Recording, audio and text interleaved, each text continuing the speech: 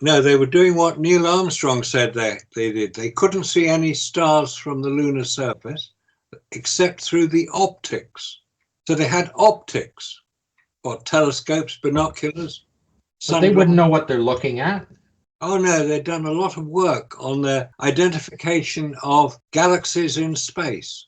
Same as they've done a lot of work on what rocks to bring back.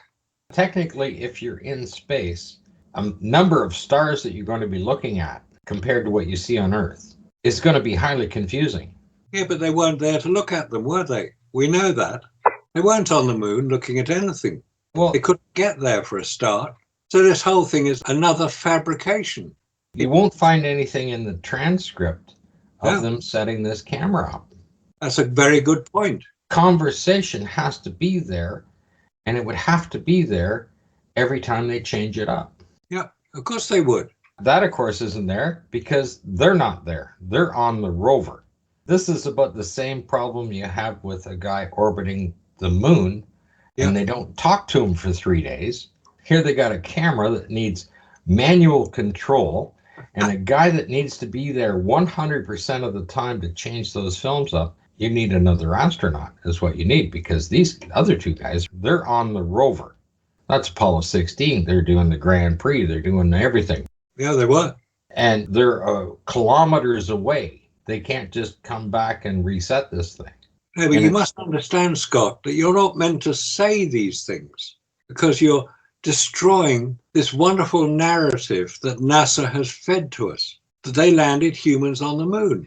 Now, if they didn't land humans on the moon, which we know they didn't because they couldn't, all of this makes no sense at all, except if you're NASA and you have never a straight answer as your standard procedure. Well, like I said, here they've added a piece of equipment just for show, just for the set, saying that they're going to do all of this stuff. But they actually need another person to operate it the entire time. You can't leave this thing alone. You have to come back and reset everything. But they're going to have a conversation. Whoever that person is has to have a conversation with Houston to line it up. They can't physically do that when they're just on the lunar surface. They can't figure it out. Okay, there's no way for them to triangulate their position. They would have to accurately calculate it, and while it's in a time lapse, these are mechanical machines. They're not like a telescope today that has auto tracking where you can do a time lapse. You set it up and you dial it in there, it'll be off within a few minutes. It won't even be on the right area of the sky. So how do you do a 30-minute time lapse? When the spacecraft is exposed to 24 hours a day direct sunlight, it gets hot. And you can calculate the internal temperature of the spacecraft using the black body radiation, all the rest of it, Stefan Boltzmann constant. But how do NASA claim they kept the temperature down to about 20 degrees centigrade, 70 degrees Fahrenheit, so that the astronauts would be working in the shirt sleeve environment, which they claim to have got? I can answer that because I was going over some of these documents, because they claim that what they do is they have a subliminator that's inside of the water reclamation system. And they also use glycol cooling loops as well. So there's the schematic showing how these guys did it. And then there's your explanation. But does that work? It will, as long as you have enough water to feed to it. Okay, so venting it off. The thing is that when you look on here, we're talking about vento. See the suit circuit assembly right here. See where it's got the water shut off? And then it's got the suit heat exchanger sitting in right here. But you've got section number 2 there. And they're showing the venting and the steam duct where it's actually coming off in steam. That's releasing the heat. And on the other side, number 7 there, that's the cool side. Limited to the amount of water you can carry. The PLSS works the same way, right? The water glycol mixture of the coolant loops was pre-cooled before launch using ground equipment to be used for cooling during launch through the atmosphere when neither the radiation panels nor the evaporators could be used. Where on the command module are these evaporators? On the CSM? I haven't seen them. I've seen them on the backpacks. No, it was in the service module, and then the hoses went through that. You know that lock that holds the capsule on that they blow? The equipment's in the service module itself. Right, so it's circulating from the command module into the service module, and then it's being evaporated because the water would be produced by the electrolysis. Yeah, anyway, it's producing water. It's the fuel cells, that's it. The byproduct is water. Now, how much water would be required to remove the heat that is generated? Because we know how much heat will be generated. We know how much water would be required to remove that amount of heat. It's fairly basic science. In fact, Ralph Rene goes into it in some detail in his book, NASA Mooned America. Got quite a lot of the information about that. Now, the actual black body radiation calculation, which is what he used to calculate the internal temperature of the command module, 246 degrees Fahrenheit, i.e. higher than the boiling point of water. But if it was being cooled by using water generated from the fuel cells and then pumped into the command module, how was the heat in the command module removed so it could be subliminated away by the subliminators on the service module? Now, this is for the command module. See, the radiation, excessive heat was removed through radiation. The service module had 2 space radiation panels located on its surface. You got the coolant loops, water glycol coolant mixture. Yeah, but they're claiming that it's being evaporated into the vacuum of space, right? So they're releasing the water. Yes. Because sublimation is not sufficient to remove that amount of heat. So the heat builds up in the water and they let it go. Well, that would work. Yeah, that would work, but you run out of water. Yeah, but they have this water reclamation system over here in the service module. But you still run out of water. They don't say the amount of water they actually used. They just said 62.5% ethylene glycol and 37.5% water.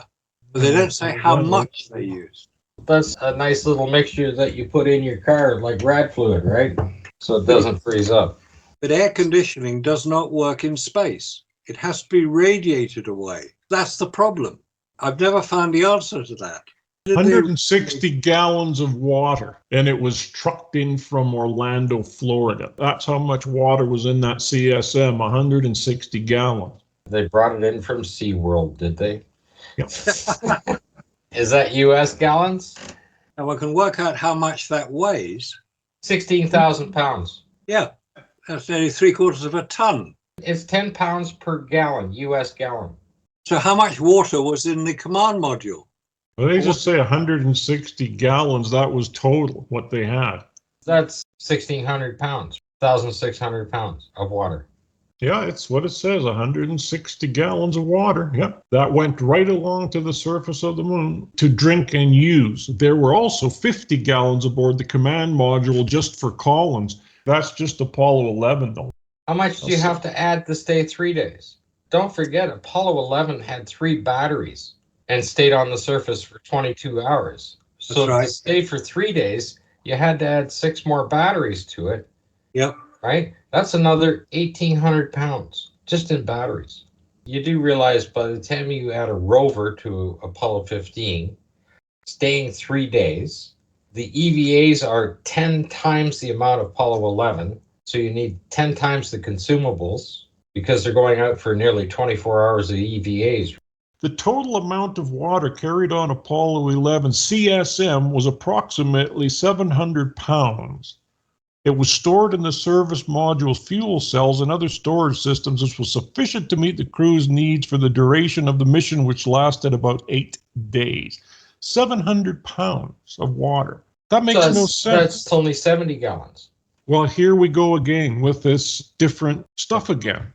It says, the Apollo Command Service Module carried a significant amount of water for the astronauts' needs. The water was used for drinking, food prep, cooling systems, and producing oxygen through electrolysis. And they're claiming there's only 700 pounds of water for everything. How much barbecue starter fluid did they have? Yeah, back to the comedy show. I mean, how do they get those briquettes going? You have 700 pounds, right? And it's 10 per, that's 7,000 pounds. If you got 700 gallons of fuel? Yeah. Or 700 gallons? Yeah. Yeah, times 10. So that means that there would be 16,000. Well, that's a big difference, isn't it? 7,000 pounds and 16,000 pounds. That's double. Well, that's the same problem you have with the fuel on Yeah. the descent stage. You have the same problem. You have 19,100 pounds of fuel, which means you have to have that many gallons. You have to have 1,910 gallons of fuel on board that thing. Of course, the tanks that are available there are only 200 gallons each. The oxidizer and fuel, you only have 800 gallons there, and that's stretching it to put in that thing after you take the insulation, the micrometeor shielding off of there in those tanks. You only got 200 gallons in each tank. So you only have 8,000 pounds of fuel. You're still 11,000 pounds short. And yet what's interesting is that, see, these people that are chiming in to answer these questions, not one of them can answer that question. Not one of them. No, They can't. This is interesting. Now, here's the typical menu. So they've got all the menu and everything on there, and they got how much it weighed and right down to the last gram. People ask, how much water did the Apollo 11 carry? And it says, to be precise, 160 gallons of water trucked from Orlando. Neil Armstrong, Buzz, and Michael Collins launched on their moon mission, blah, blah, blah, blah, blah. ChatGPT says 700 pounds. So, which is it? So the water actually came from Disney then. Who was available in 1969? Was that Shamu the whale? It's interesting there's so much confusion about it. You'd think it would be a straightforward answer, but it's not. It's actually quite complex. You look in Quora, and there's not one person in there that can answer that question. Well, I'll tell you, you might have a moon rock, Marcus. Yep. But I have dessert. Oh my God. Ice cream sandwich. Yes, dehydrated. That's for the space shuttle missions, right? Space shuttle. And it's supposed to be official NASA stuff. Got everything on the backside for it, all the ingredients. Yep. It just says freeze-dried ice cream sandwich. By the way, this one costs $10. Freeze-dried ice cream sandwich. They expect you to believe it too, don't they? 150 calories. Space food. Made by the Lovey-Dovey Corporation. Okay, get this. When they flew to the moon, the service module had fuel cells, oxygen, and hydrogen tanks. Not only was this combination used to keep the electronic components from overheating, but it also produced water, H2O. According to an engineer at the contractor that built the command and service modules, it produced on the order of 50 to 60 gallons throughout the whole mission. So through electrolysis, this was producing 50 to 60 gallons throughout the whole mission. Now, of course, they don't answer the question, well, what mission was it? Yeah, good point. Because Apollo 11 was just on 8 days. Apollo 17 was 12 days. So 50% more. You'd think they'd have 50% more consumables. Well, they should do. Well, they need more for their EVAs as well. Oh, need a lot more for the EVAs. 10 times. They need 10 times more for the EVA, right? Instead of 2 hours out, they're 24 hours out. And one of the EVAs was just on 8 hours. Now, how much water would be required in the PLSS to remove the heat from the astronaut? Because he's in bright sunlight most of the time. He's generating about 100 watts of energy himself. You've got to remove all that heat and the water. So how much water would be required to sublimate the heat away? I saw one document that said that the battery would last 3.5 to 4 hours on the PLSS. The water would last 4 hours, 4 to 4.5 hours, depending on how active the astronaut is. And the oxygen would last 6 hours. And then they go all out and have an 8-hour trip every time. Why did the Apollo astronauts, the Apollo 11 to be specific, have their stars on the Hollywood Walk of Fame? Because they were film stars. That's what I thought. I mean, that's one of the points I'm going to make. You know, how do we know it's real? You've seen it on television, so it must be real. Like King Kong climbing the Empire State Building. Yeah. Like dinosaurs chasing kids around kitchens. And men walking on the moon. They've all got Hollywood stars. It's a very good point, that. They've all got Hollywood stars on the Walk of Fame. Were they just film stars? Only people that have movie careers have film stars. It doesn't make any sense, does it? Really? They're astronauts. What do astronauts have to do with this? With Hollywood film stars? And why only Apollo 11? Look at the special treatment they gave to them, giving them Corvettes. I think they were giving away 5 Corvettes. But you had 60 astronauts training. Why didn't they all get one? Or maybe they had a Learjet. You know, the private jets they all flew around in? They all had T-38 trainers available to them for all their travel. All except Jack Smith. He wasn't a pilot. He didn't have that. But everybody else had their things to travel back and forth from whatever movie set that they were on. Yes, Because that's why they're on the Hollywood Hall of Fame, because they're movie stars. Because NASA has more movie studios than they do launch pads. Yeah. What's the name of the big one they use, that NASA use? Downey. Downey, that's it. They had all of those studios there, and they were not training facilities. The training facilities with simulators were at Houston, Flagstaff, and the Johnson Space Center also had that, and they had those full simulators available. That's for training purposes. But when you put a simulator in a movie studio, what's it for? It's faking it. So you come into here and you come down this way, and this is where Disney studios are, and Paramount's in between there. That's in Los Angeles. That's Downey. This is all Paramount and Disney over here.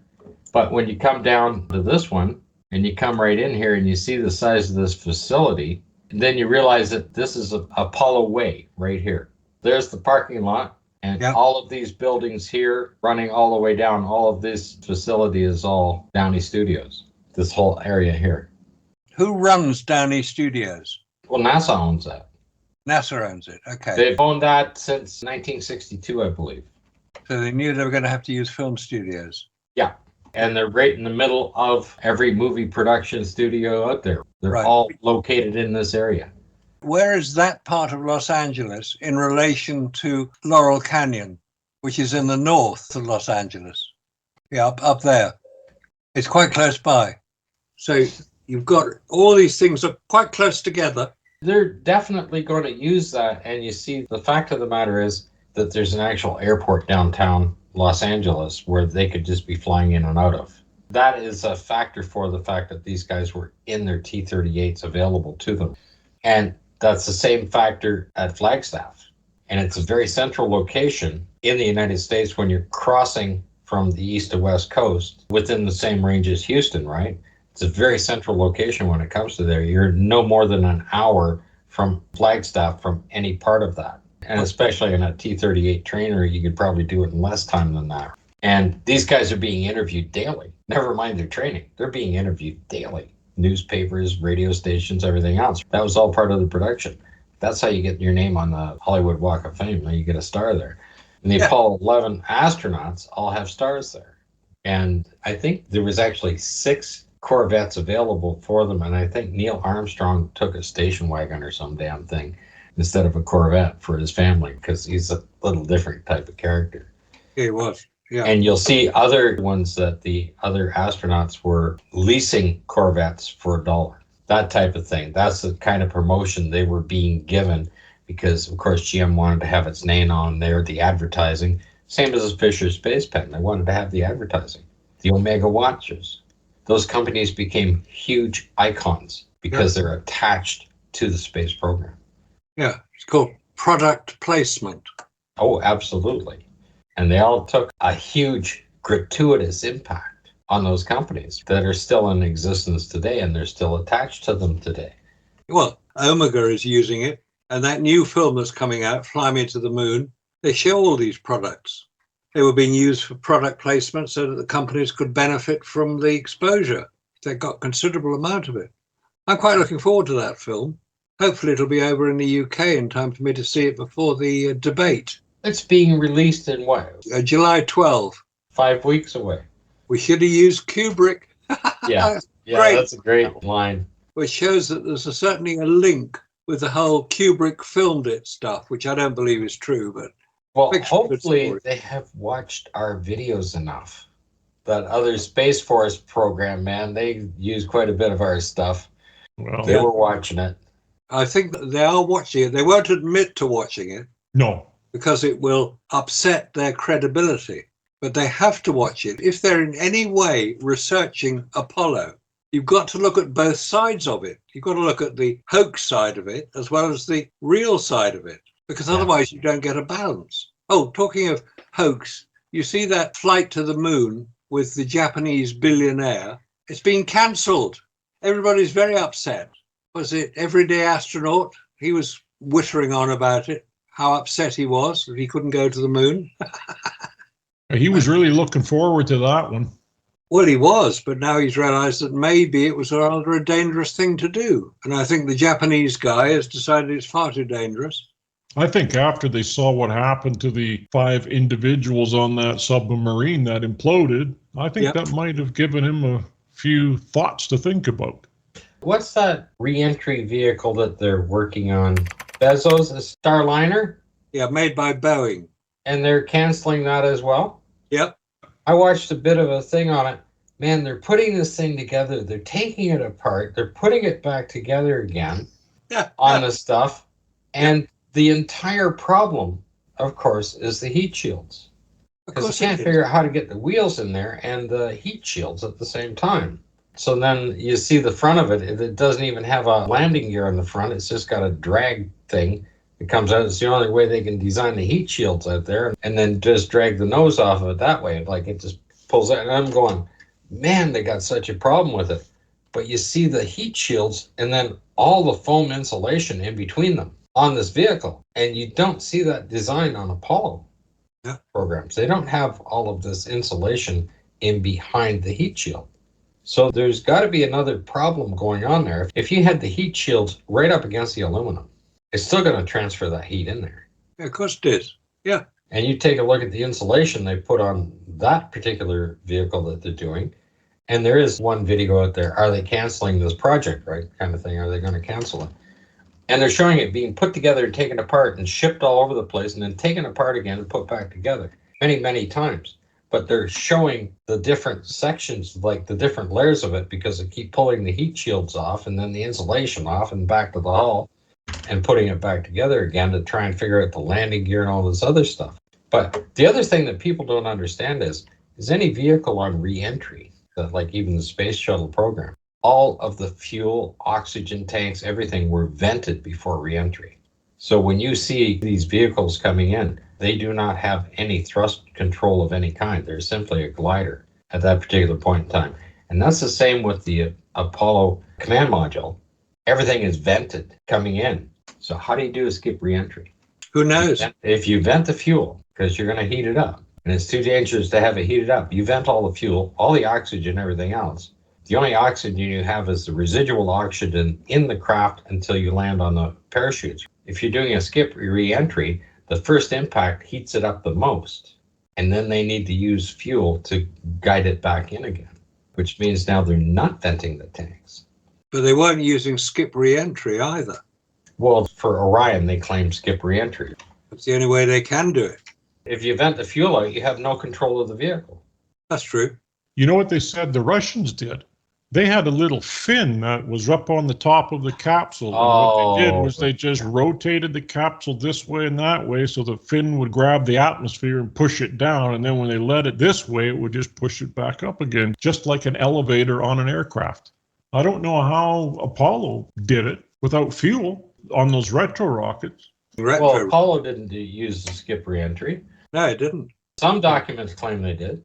You've seen that account of the chap who attended the Autographica fair where the astronauts were speaking in London. I think it's one of the Apollo 16 astronauts was asked about that exact point. How did they get back? Why didn't they use skip re-entry? That was the question. And basically, he was removed from the auditorium for asking. It was Stafford he was asking. That's right. Mm-hmm. And he was removed from the auditorium because he was a conspiracy theorist for asking that question. It's a very sensible question. Doesn't matter if you're re-entering the atmosphere, the vehicle's going to heat up. You're going to need to vent every tank, whether it's an oxygen tank, fuel tank, or whatever, to stop an unexpected, disassembly of equipment. And that's been part of the entire program, what's on the thing. And then they turn around and they claim, oh, well, we got these little retro rockets that are operating. No, those are already vented off. They're not operating. No, they're not. It's coming in like a stone at a particular angle, quite a narrow angle, 6 degrees. Yeah, or it's going to skip or rotate or tumble. Yeah, or burn up. You imagine coming in at 25,000 miles an hour, how fast that thing's going to start to tumble at. It'll do a couple of rotations because it's going to be spinning at 30 to 40,000 RPM. Yeah, it's going to start spinning on re-entry if it starts to tumble, if the air grabs one side of it and then it starts to go. And I mean, the thing's just going to fly apart. It's just going to disintegrate. Never mind the fact that it's already creating plasma on the outside of the vehicle. That's exactly how dangerous it is for what they're doing with this vehicle. And it's not even shaped correctly for a re-entry. No. And they claim they control that with, gyros and stuff like that. And that heat shield nearly failed. I mean, we've seen the pictures of the Orion heat shield, but there weren't problems like that on Apollo, or not that we heard about. If the Apollo craft only went into low Earth orbit, it would have had less stresses on it than if it had returned from lunar orbit. Well, for Apollo, they had special stickers that they put on the craft that made them absolutely bulletproof. And they don't know how to make those stickers. They still make NASA stickers, but they don't know how to make those stickers. Yeah, that's the difference. Well, you know what? This is a very interesting article. If you go on ALICE Online and you look at the article called Separation, Transposition, and Docking, STD, of Apollo 11 was in low Earth orbit. This article was done by Julius A. Birch, PhD. And what it's showing is the analysis of this 70 millimeter Apollo image. And a few of these numbers, for example, was AS11-36-5301 through AS11-36-5313. And the 16 millimeter film magazine strongly suggests that at the time of the filming of Apollo 11, the craft was only in low Earth orbit. And he goes on to build a case to prove this. Now, it's interesting when you click on the bottom on the PDF, and it will take you directly to this article. And he actually goes and shows you all the mathematics that were involved in this. He's really done a lot of work to prove that Apollo 11 was in low Earth orbit and went nowhere but low Earth orbit. And he goes through the docking procedures. He goes through the photography. He goes through the DAC cameras, the Maurer 16 millimeter DAC camera. He goes through all the resolutions, the aperture, everything that you could possibly want to know. And he goes and does this frame by frame by frame, and he divides them all up so that it makes sense. And then he does the mathematics to prove it. He has graphs. He has Apollo 11 low Earth parking orbit. He's worked all that out.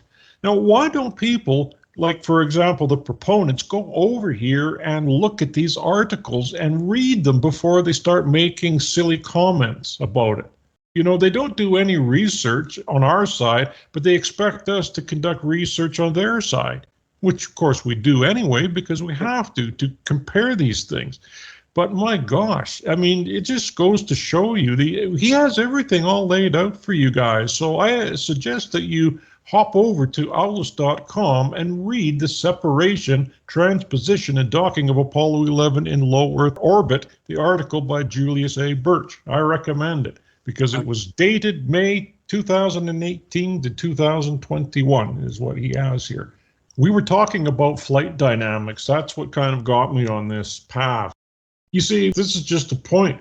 You know, Table 6 summarizes major inconsistencies in the description of the maneuvers on film and its technical documentation. Well, where have we seen that before? Yes. These all strongly suggest that the filming could not have been done with the DAC 18 millimeter camera. Consequently, neither the HEC 80 millimeter could have been used when photographing the maneuvers. Rather, as shown in Table 567, the DAC must have been filming with the 10 millimeter lens.